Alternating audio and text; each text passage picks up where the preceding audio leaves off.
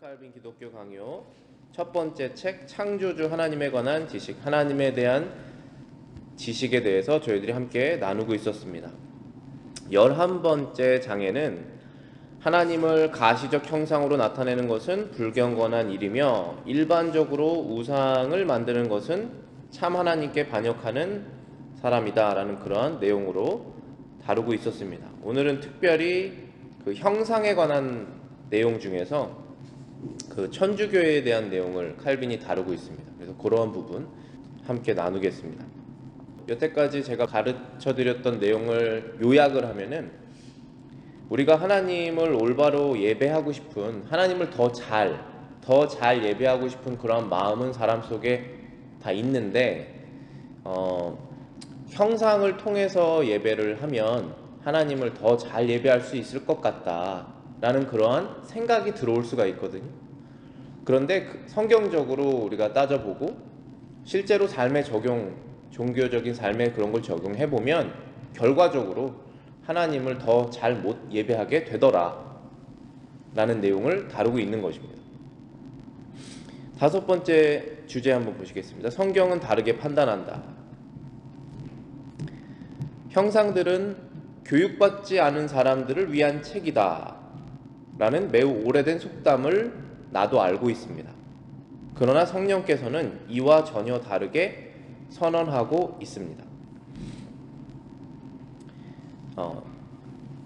형상들은 교육받지 않은 사람들의 책이다라는 이 말이 무슨 말이냐면은 지금 이 칼빈이 기독교 강요를 쓰고 종교개혁이 지금부터 500년 전에 일어났던 1500년대 시대, 그때 시기를 우리가 잘 이해를 하는 게 필요합니다. 독일에 종교개혁을 한 마틴 루터가 독일의 그 기본적인 알파벳이랑 문법 같은 것을 체계화했다라는 말이 있어요. 그러니까 그 전까지는 독일 사람들이 독일말로 된 책도 없었을 뿐더러 있다고 해도 잘 못 읽는 거예요. 문법적인 것이 이해가 안 돼서. 그런 시대였습니다. 그렇지만 대화는 할 수 있고 말은 이해할 수 있죠. 어려운 말을 쉽게 풀기만 한다면. 그러한 상황에서 그때 당시에 모든 종교 서적이나 이런 것들은 특별히 라틴어로 또 되어 있었습니다. 그래서 라틴어는 독일 말도 아니고 영국 말도 아니고 프랑스 말도 아니었기 때문에 그런 나라에 살았던 사람들은 자신들이 라틴어를 공부하지 않고는 읽을 수가 없는 것입니다. 종교 서적을. 더군다나 성경도 자신들의 나라의 말로 기록되어 있지 않았을 때입니다. 그러면 그들은 누구에게 의존할 수밖에 없느냐 하면 종교 지도자들에게 의존할 수밖에 없는 것이죠. 책을 읽지 못하기 때문에 그렇다는 것입니다. 독일말, 자국어로 된 말도 없고 그 다음에 성경도 없었기 때문에 그렇다는 것입니다. 그래서 칼빈이 그 상황을 누구보다 잘 알고 있기 때문에, 칼빈은 프랑스 출신이고 스위스 제네바에서 사역을 했던 사람이거든요. 알고 있기 때문에 형상들은 것은 그 모양이잖아요. 모양으로 만든 스태츄를 말하는 것이죠. 교회에 여러 형상이 있지 않습니까? 카톨릭 철치에 아직도 들어가 보면 마리아 상부터 시작해가지고 예수님 상부터 해서 뭐 여러 가지 성인 상들이 있잖아요. 그리고 뭐 이건 누구의 성인의 남아있는 뭐 유골이다 이렇게 말할 수 있고 여러 가지 이상한 것들이 많은데 그 형상들이 교육받지 않은 사람들을 위한 책이다라는 오래된 속담을 나 칼빈도 알고 있습니다. 그러나 성령께서는 이와 전혀 다르게 말씀하고 계십니다. 두 번째 문장입니다. 예레미야는 우상의 가르침은 아무 가치가 없다고 선언합니다. 하박국은 우상으로부터 하나님에 대하여 배우는 것은 무익하고 거짓되다 라고 했습니다. 여기 성경에 기록되어 있죠. 예레미야 17장 8절입니다. 그들은 다 무지하고 어리석은 것이니 우상의 가르침은 나무뿐이라. 하박국 2장 18절입니다. 새긴 우상은 그 새겨 만든 자에게 무엇이 유익하겠느냐? 부어 만든 우상은 거짓 스승이라 만든 자가 말하지 못하는 우상을 의지하니 무엇이 유익하겠느냐? 아무런 유익이 없다는 것입니다. 그리고 거짓되다라고 말씀하고 있죠. 그러니까 우상을 통해서 하나님께 예배를 해보면 좋겠다라고 하지만 결국은 무익, 아무런 유익한 것이 없고, 그리고 뭔가 내가 얻어내는 것 같은데 그것이 거짓된 것이었구나 라는 것입니다. 그것을 성경이 미리 말하고 있죠. 그러면 사람들이 이 성경 말씀을 듣고 무익한 거고 거짓될 수밖에 없구나 해서 안 하면 됩니다. 그런데 잘 못 배우기 때문에 하는 거예요. 그리고 교회 지도자들이 성경을 옳게 안 가르쳐 주면서 우상을 사용한다는 것입니다. 그게 칼빈의 포인트예요. 그런데 지금 칼빈이 1500년대 종교개혁을 했던 그런 사람이라고 말씀드렸지만, 여기 다음 주제 6번에 보시면은 어거스틴이라는 사람이 나오는데 그 사람은 초대교회 사람이거든요. 그부터 한 1000년 전 사람이랍니다. 그 얘기를 한번 들어보겠습니다. 교회 박사들도 부분적으로 다르게 판단했다. 어거스틴이 말하기를, 사실 인간들이 최초로 하나님에 대하여 빠진 첫 오류는 우상으로부터 시작된 것은 아니지만, 일단 우상이 첨가되자 오류가 크게 증가되게 되었다. 어리석은 형상들과 유치하고 우매한 형상들에 의해 하나님의 신성이 쉽게 무시되게 되었다. 그로 인하여 하나님에 대한 경외심이 줄어들거나 심지어 파괴되었다. 같은 말을 하고 있죠. 자, 우리가 이 성경이 하나님의 진리다라는 것을 알 수가 있는 부분 중에 하나가, 지금 우리가 사는 2000년대랑 1500년대 사람이나 1000년 전 사람이나 2000년 전 사람이나 아브라함 때까지 가면 4000년까지 다 동일한 메시지를 믿고 있다라는 것입니다. 여기서 말하는 어거스틴의 포인트도 그거죠.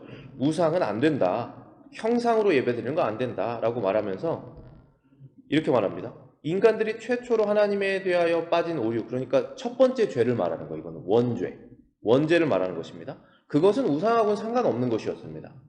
원죄는 하나님을 넘어서려고 하는, 하나님처럼 되려고 하는 교만이 마음속에 들어와서 죄를 지게 된 것이니까 우상, 형상이랑은 상관없는 것이죠. 그 말을 한 것입니다. 그런데 일단 그 원죄를 지은 사람의 상태에서 우상이 첨가되자 기하급수적으로 죄가 늘어났다는 것입니다. 오류가 크게 증가하였다.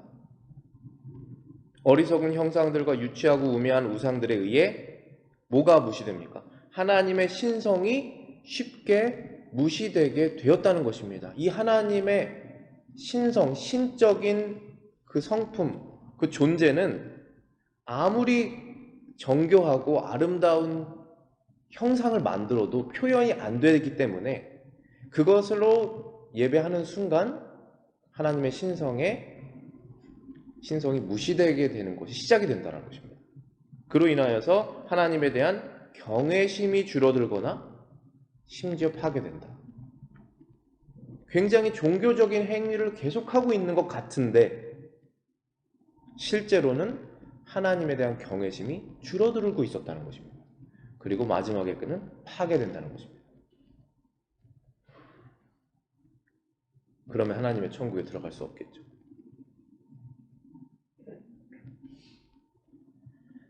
일곱 번째 주제, 여기서 천주교에 대한 게 나오죠. 천주교의 형상은 전적으로 부적절하다. 교황주의자들이 조금이라도 부끄러움을 아는 사람들이라면 형상들이 교육받지 못한 자들을 위한 책이라는 속임수를 더 이상 사용하지 말아야 할 것입니다. 왜냐하면 그것은 성경의 많은 증언들에 의해 반박되고 있기 때문입니다. 자, 여기서 교황주의자들이라는 것은 천주교도를 말하는 것입니다. 교황은 천주교밖에 없잖아요. pop이죠. 지금 현재 pop이 있지 않습니까? 바티칸에. 그때나 지금은 똑같아요. 교황주의자들은 조금이라도 부끄러움을 아는 사람들이라면 형상들이 교육받지 못한 자들, 그러니까 배우지 못한 자들, 글을 모르는 자들, 글을 읽고 해석하지 못하는 그러한 사람들의 책이라는 속임수를 사용하지 말아야 된다는 것입니다. 그건 속임수라는 거예요. 일단 왜 속임수냐 하면은 성경이 그렇게 말하고 있지 않기 때문에 속임수라는 것입니다. 그러니까 진리잖아요, 성경이. 진리라는 것은 진짜라는 뜻이에요. 그것과 반대되는 것은 거짓입니다. 우리가 선악과를 먹은 다음부터 옳고 그름을 구분을 못하는 거예요. 왜 선악과의 그 나무의 이름이 선과 악을 알게 하는 지식의 나무라고 말합니까? 순간 그 죄를 짓는 순간 그 다음부터 지식이 없어져 버리는 거예요. 내가 생각하고 옳다라고 생각하는 것이 성경에서 하나님께서 원하시는 것과 반대는 거예요. 그런데 옳다라고 생각하는 것입니다. 그게 사람의 죄성이 돼버리는 거예요. 마귀가 가장 원하는 것입니다. 왜 하나님을 잘 섬기는 사람들의 마음속에 들어가서 그걸 바꿔놓잖아요, 마귀가. 그런데 그것이 옳다라고 생각하게 만들잖아요. 그러니까 그건 속임수라는 거예요. 자, 그러면 이제 부분적으로 이제 나오게 되는데, 그럼 어떻게 책 읽지 못하는 사람들을 어떻게 교육하느냐, 이런 부분 나오게 됩니다. 일단 두 번째 문장 보실게요. 그들이 성인들, 여기서 말하는 성인은 다 큰 사람이라는 뜻이 아니라 세인트라고 부르잖아요. 천주교에서 뭐 세인 조셉, 뭐 세인 프란체스카 이런 식으로 해서 성자 아니면 성인, 거룩하게 된 사람들이란 뜻입니다. 그런데 우리 똑같은 말이 있어요, 기독교에서. 성도예요. 똑같은 사람이에요. 거룩하게 된 사람이란 뜻이에요. 우리는 어떻게 거룩하게 됩니까? 그리스도의 피로 거룩하게 되고 그 약속을 믿은 사람들을 하나님께서 거룩하다고 인정해 주시는 것입니다. 저와 여러분들이 스스로 완전하게 거룩하지 않은 사람이란 걸 말할 필요가 있습니까? 그런데도 하나님께서 인정해 주신다고 그러잖아요. 인정해 주신다고 그러는데 인정 안 하겠다고 하면 그건 믿음이 없는 것입니다. 믿음이 생겨서 그리스도를 구주로 고백하여 교회 안으로 들어오고 세례와 성찬을 하면서 신앙생활이 시작이 되는 것입니다. 그러면 그는 성도예요. 그러나 천주교에서 성도, 성인은 좀 다른 느낌이죠. 다른 개념입니다. 어떠한 개념인지 아시죠? 인정을 받아야 되는 거예요. 누구에게? 결국 끝에 가면 교황이죠. 교황에게 인정을 받는 것입니다. 뭐로 인해서 인정받습니까? 자선과 희생과 겉으로 드러나는 어떠한 고난의 삶이라든지 거룩의 레벨이 일반 수준을 넘어섰다라는 것입니다. 그게 성인이잖아요. 물론 우리가 존경심을 가질 수 있죠. 그런데 그런 존경심은 제가 봤을 때는 굉장히 육적인 존경심이에요. 올림픽에서 금메달 따는 사람은 얼마나 존경스럽습니까? 자신의 모든 자유를 제한시켜가지고 피땀을 흘리면서 인간의 경지를 넘어서는 것 같잖아요. 그 육적인 존경심 아닙니까? 거룩도 영적인 부분인데 천주교에서 말하는 이런 형식으로 가면 육적인 존경심이 돼버립니다. 어떻게 저 사람은 결혼하지 않을 수 있을까? 어떻게 저 사람은 자기의 것을 다 포기해서 재산이 죄로울까? 하나님이 원하시는 것이 아니세요. 하나님께서 원하시는 것이 아닙니다.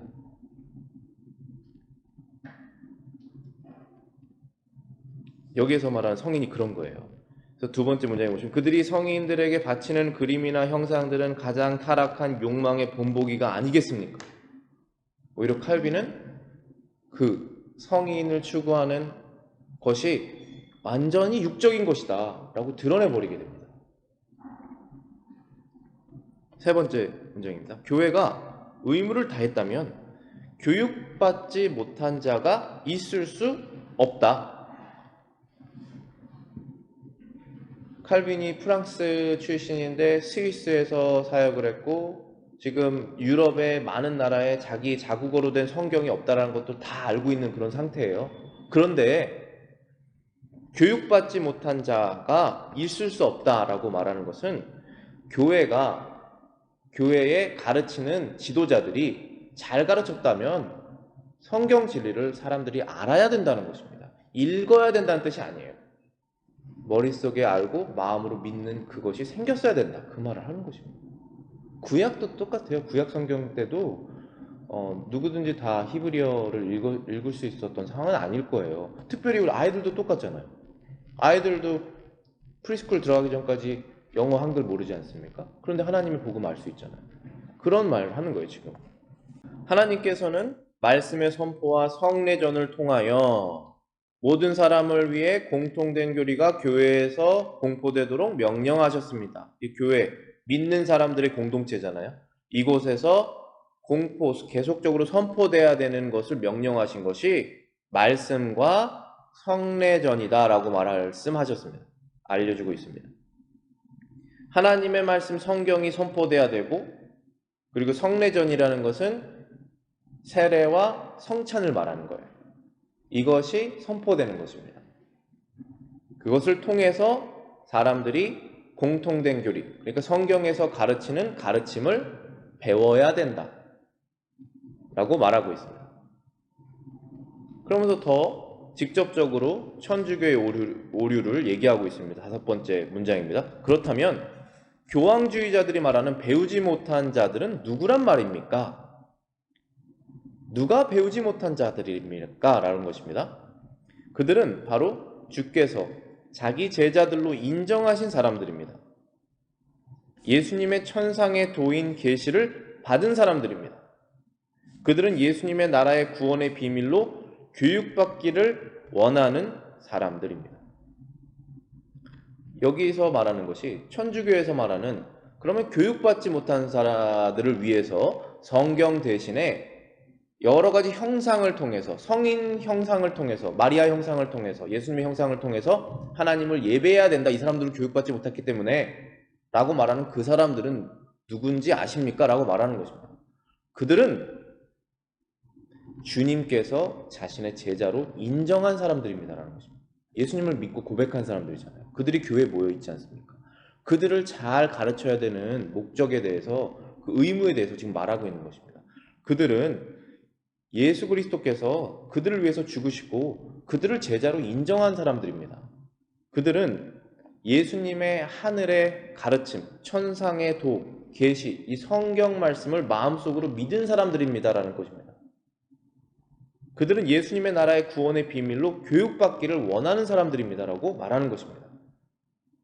여기에서 칼빈의 포인트는 누구든지 간에 예수 그리스도를 구주로 믿고 이름을 부르는 자들은 하나님의 계시를 받은 사람들입니다. 이 세상에 계시를 받은 사람이 있고 계시를 받지 않은 사람이 있는 것이 너무 분명하지 않습니까? 누구는 말씀을 들었는데 믿게 되는 사람이 있고 누구는 안 믿지 않습니까? 아이들도 똑같죠? 성경에서는 쌍둥이를 비교했습니다. 한 명은 믿고 한 명은 믿지 않는다고. 야곱과에서예요. 하나님의 말씀이 선포됐을 때 그 말씀을 마음속으로 받아들이고 성령으로 거듭나는 사람이 있고 거듭나지 않는 사람이 있지 않습니까? 우리의 영역이 아니잖아요. 그런데 이미 들어온 사람들은 우리의 영역 밖에서 하나님께서 일하셔서 들어온 사람들이잖아요.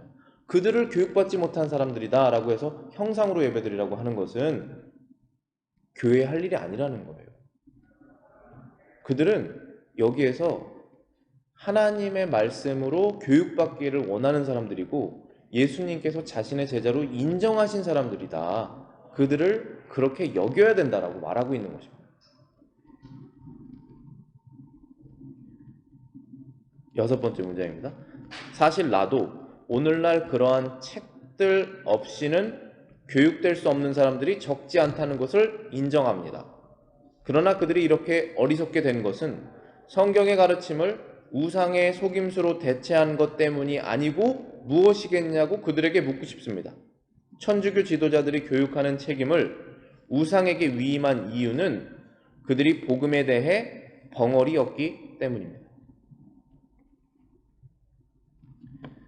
칼빈이 인정하는 사실은 이겁니다. 오늘날 칼빈의 시대에 책들 없이는, 여기서 책을 지금 따옴표를 한 것이 이유가, 여기는 책이 진짜 책이 아니라 우상이죠. 형상이에요, 형상. 이 형상들 없이는 교육될 수 없는 사람들이 적지 않다는 것을 인정한다는 뜻은, 즉 글을 모르는 사람들, 성경을 읽고 해석할 수 없는 사람들이 많다라는 것을 나도 알고 있다라는 말입니다.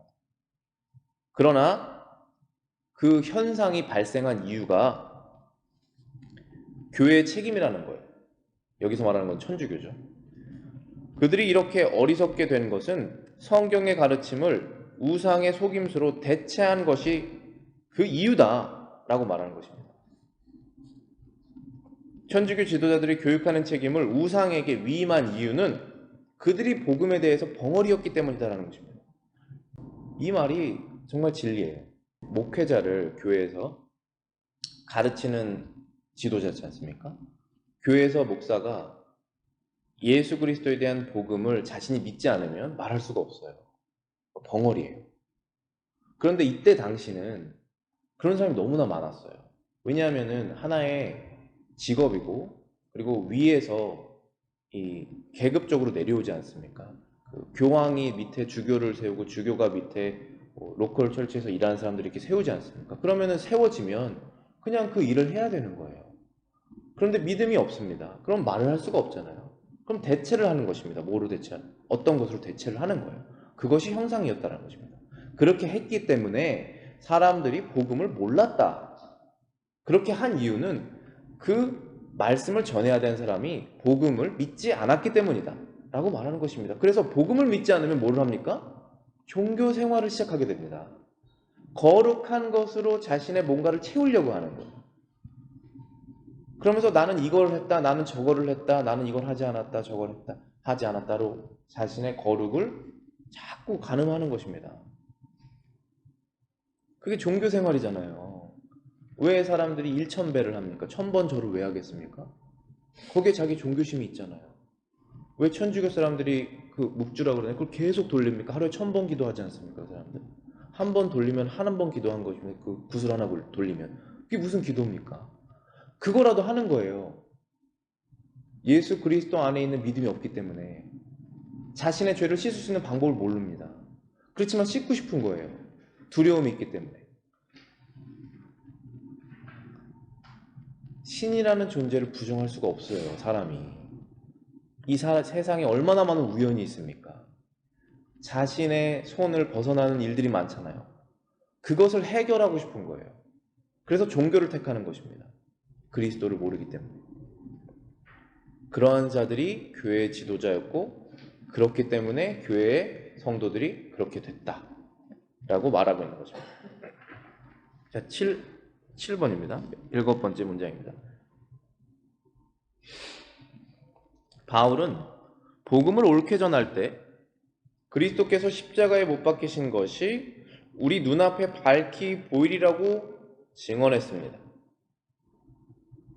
바울이 말하기를 만약에 교회에서 복음을 옳게 전한다면, 어떠한 사람이 복음을 옳게 전한다면 그리스도께서 십자가에 못 박히신 것이 우리 눈앞에 밝히 보게 될 것이다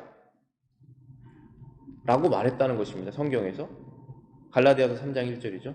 어리석도다 갈라디아 사람들아, 예수 그리스도께서 십자가에 못 박히신 것이 너희 눈앞에 밝히 보이거늘 누가 너희를 꾀더냐.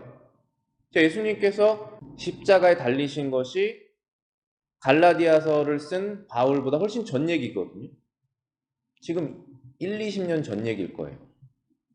그럼 갈라디아 사람들은, 갈라디아라는 도시에서 예수님을 믿는 사람들은 예수님이 십자가에 달리신 걸 못 봤어요, 한 번도. 저희도 마찬가지죠. 똑같은 상황입니다. 비록 시기는 다르지만. 그런데 눈으로 볼 수 있다는 것입니다. 바울이 말하기를. 저희도 똑같이 볼 수 있다는 거예요. 어떻게 볼 수 있습니까? 말씀에서 알려주시지 않습니까? 믿음으로 믿고 있지 않습니까? 그것이 무슨 뜻인지, 예수님께서 십자가에 달리신 것이 무슨 이유인지, 무슨 의미인지 성령으로 믿게 되지 않았습니까? 눈으로 밝게 보는 것입니다. 그런데 누가 너희를 꾀더냐?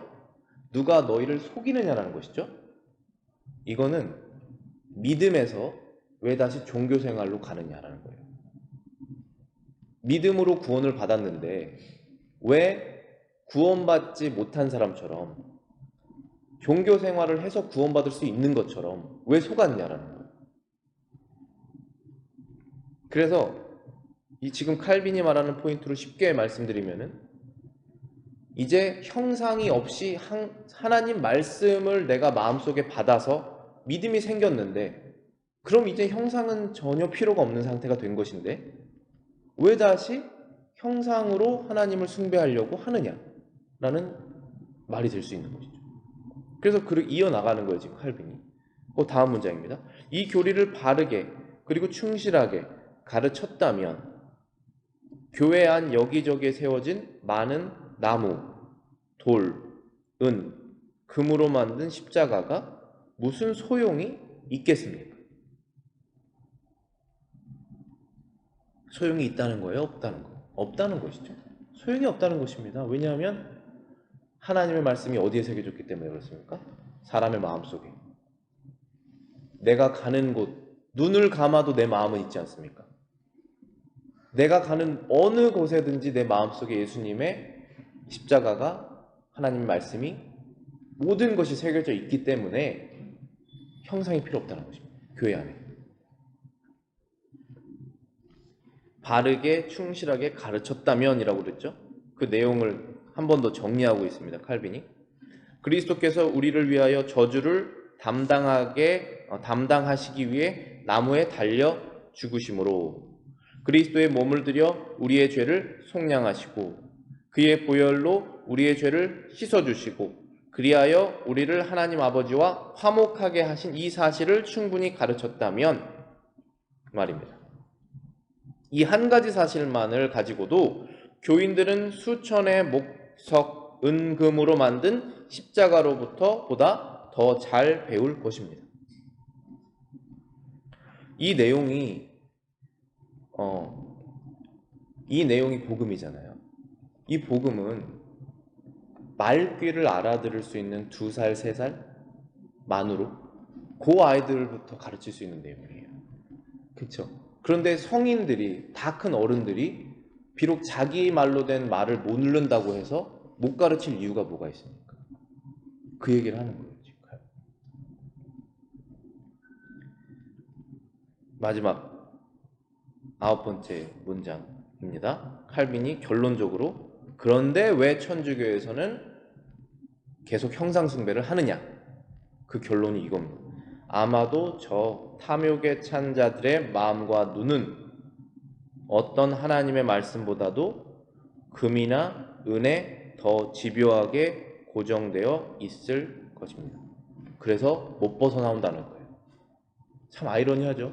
너무나 종교적인 사람들처럼 보이는데 하나님께서 보시기에, 그리고 성경의 말씀에 의하면, 그리고 성경을 잘 이해하는 이러한 신자들, 칼빈의 말에 의하면은 그들의 눈이 물질적인 것에 고정이 되었다는 것입니다. 그래서 못 벗어나온다는 거예요.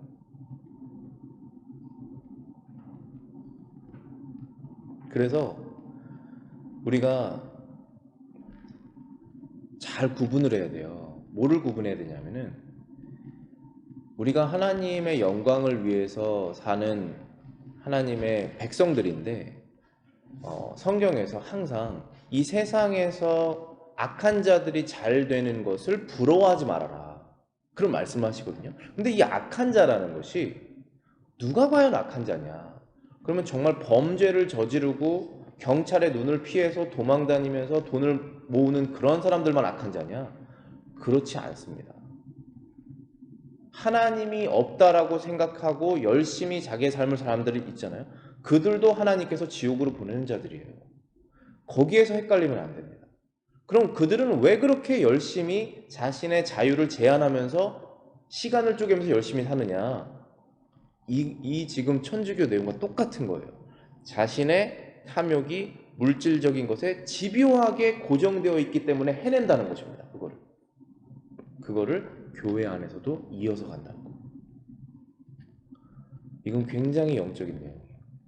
이것은 하나님 말씀을 마음으로 믿어서 그리스도께서 내 마음속에 성령을 통해서 들어오셨을 때 우리가 다시 깨닫게 되고 다시 우리의 삶을, 우리를 집요하게 당기는 것이 있지 않습니까? 우리를 집요하게 당기는 이 땅에서 하늘로 돌리는 것입니다. 그건 너무나 집요한 거예요. 여러분들은 가만히 계시면 땅 속으로 들어갑니다. 누구든지 간에. 그게 죽음이에요. 그게 집요한 것입니다. 세상 어떤 사람도 이길 수가 없어요. 그게 우리를 집요하게 이 세상의 목적으로 잡아당기는 죄예요.